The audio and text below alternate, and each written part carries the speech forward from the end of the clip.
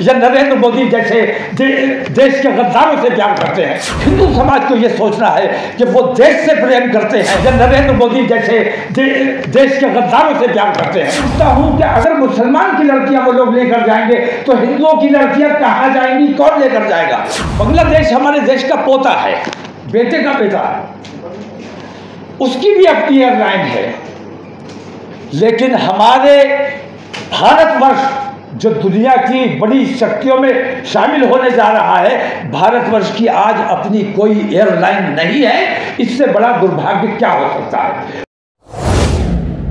हमारी शनाख्त को मिटाने की कोशिश की जा रही है, तो इस प्रोग्राम में अपनी शनाख्त के साथ शरीक होना है और ये साबित करना है कि मुसलमान अपने देश से प्यार करता है, देश में अमन व अमान चाहता है, मुसलमान सब्र करने वाला है और मुसलमान ने अपने बच्चों का कत्ल, उनकी लिंचिंग, उनकी बेइज्जतियाँ, हमारे बेटियों को जो मुर्तद बनाया गया, काफिर बनाया गया, उनके साथ ज्यादतियाँ की गई, ये तमाम तकलीफ़ें हम बर्दाश्त करते रहे, हमने कभी कोई रिएक्शन नहीं दिया है।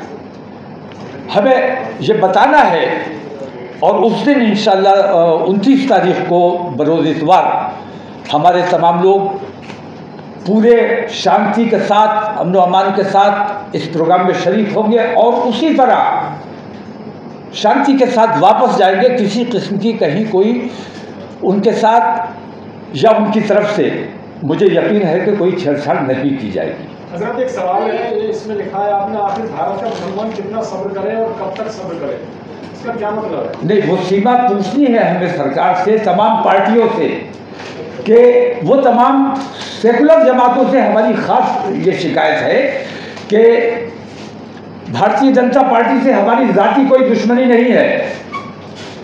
हमारी जो कुछ भी उनसे नाराज़गी है वो इस वजह से है कि हम सेकुलरिज्म में यकीन रखने वाले या सेकुलरिज्म का ढोंग करने वाले जो लोग हैं, हम उनका साथ देते हैं।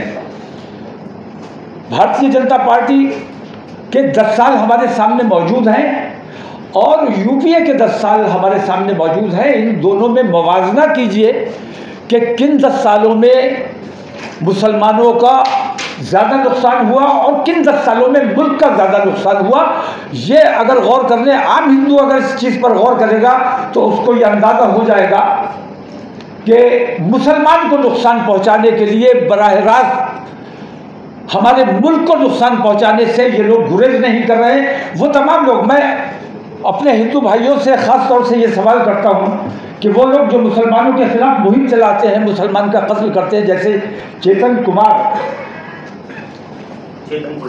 चेतन सिंह, उसने मुसलमानों से क्या नाराज़गी थी, क्या उसका किसी ने बिगाड़ा था, उसने कत्ल किया, अपने एक साथी का भी कत्ल कर दिया। मैं कहता हूँ तीन मुसलमान मारने के लिए तूने अपने ख़ानदान का, अपने पूरे परिवार का और अपने एक साथी के पूरे परिवार का सत्यानाश करने का काम किया, तो उसने हमारा कितना नुकसान किया और अपना कितना नुकसान किया, ये मैं कहना चाहता हूँ। हमारी जो बेटियों को ले जाते हैं बहलाकर बहकाकर, और वो संगठन जिन्होंने ये ऐलान किया है कि मुसलमानों की बेटियों को लेकर आओ, तुम्हें 2 लाख रुपए इनाम दिया जाएगा, तुम्हें नौकरी दी जाएगी, तुम्हें मकान दिया जाएगा। मैं ये पूछता हूँ कि अगर मुसलमान की लड़कियाँ वो लोग लेकर जाएंगे तो हिंदुओं की लड़कियाँ कहाँ जाएंगी, कौन लेकर जाएगा? तो वो अपने समाज का ज़्यादा नुकसान कर रहे हैं, मेरे समाज का कम नुकसान कर रहे हैं। मैं तो ये चाहता हूँ कि जो ईमान के कमज़ोर लोग हैं मुसलमान, जिनका ईमान कमज़ोर है, जो पैसे के लिए अपना ईमान दे सकते हैं या शादी के लिए या किसी भी वजह से अपना ईमान दे सकते हैं, मैं तो चाहता हूँ कि वो मुझे छोड़कर चले जाएं, क्योंकि मुसलमान ईमान वालों का और जो पूरे शिद्दत के साथ अपने मजहब पर कायम रहने वाले हैं, हमें उन लोगों की ज़रूरत है। कौड़ियों में अपना ईमान बेचने वाले तो जो खरीद रहे हैं, असल में वो हमारे हिंदू समाज का कितना नुकसान कर रहे हैं, ये हिंदू समाज के सोचने की बात है। माननीय प्रधानमंत्री नरेंद्र मोदी, हमारे देश के प्रधानमंत्री,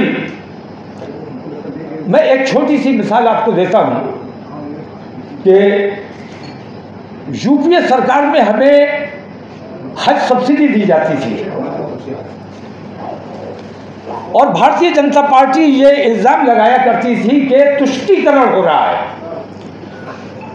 भारतीय जनता पार्टी की जब सरकार आई तो उन्होंने हज सब्सिडी बंद कर दी हमें पहले अंदाजा नहीं था, लेकिन जब हज सब्सिडी बंद की गई और उस बंद होने की वजह से एयर इंडिया इतने खसारे में चला गया कि बिलाखिर उसे बेचना पड़ा।